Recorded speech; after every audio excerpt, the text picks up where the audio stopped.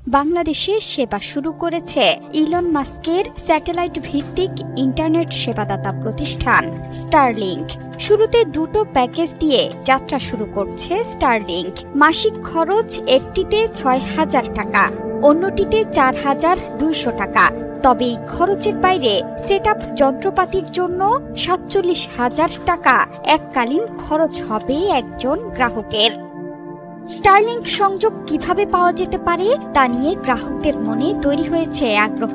এই ইন্টারনেট সেবা পেতে হলে গ্রাহকদের প্রথমে স্টারলিংকের অফিসিয়াল ওয়েবসাইট starlink.com এ গিয়ে আগ্রহী গ্রাহক হিসেবে নিবন্ধন করতে হবে।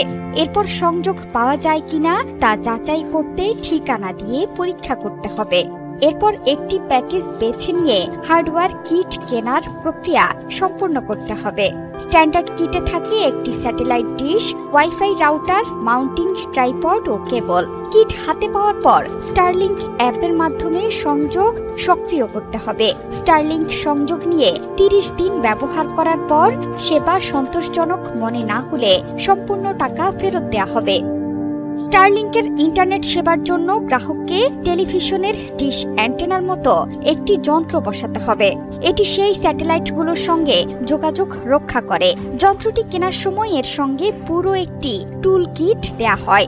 এতে স্টারলিংক অ্যান্টেনা ছাড়াও থাকে স্ট্যান্ড, স্টারলিংক কেবল, জেন 3 রাউটার, এসি কেবল এবং পাওয়ার অ্যাডাপ্টার।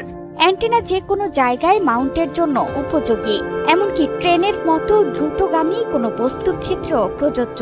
তবে শর্ত হচ্ছে আকাশ ও অ্যান্টেনার মাঝে কোনো প্রতিবন্ধকতা থাকা যাবে না। এই অ্যান্টেনার সঙ্গে স্টারলিংকের রাউটারটি যুক্ত করে গ্রাহক ইন্টারনেট ব্যবহার করতে পারবেন। এতে করে দুর্গম পাহাড় বা জঙ্গলেও উচ্চগতির ইন্টারনেট সংযোগ সম্ভব হবে। এই রাউটারে একসঙ্গে ২৫৪টি ডিভাইস যুক্ত হতে পারে।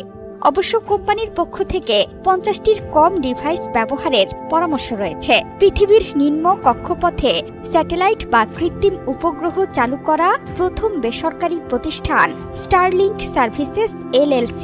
পরিচালনা প্রতিষ্ঠানের নামানুসারেই উপগ্রহ ক্লাস্টারের নাম হয়েছে স্টারলিংক। গোটা বিশ্বজুড়ে ইলন মাস্কের এই প্রতিষ্ঠানটির গ্রাহক রয়েছে ১০০টিরও বেশি দেশ।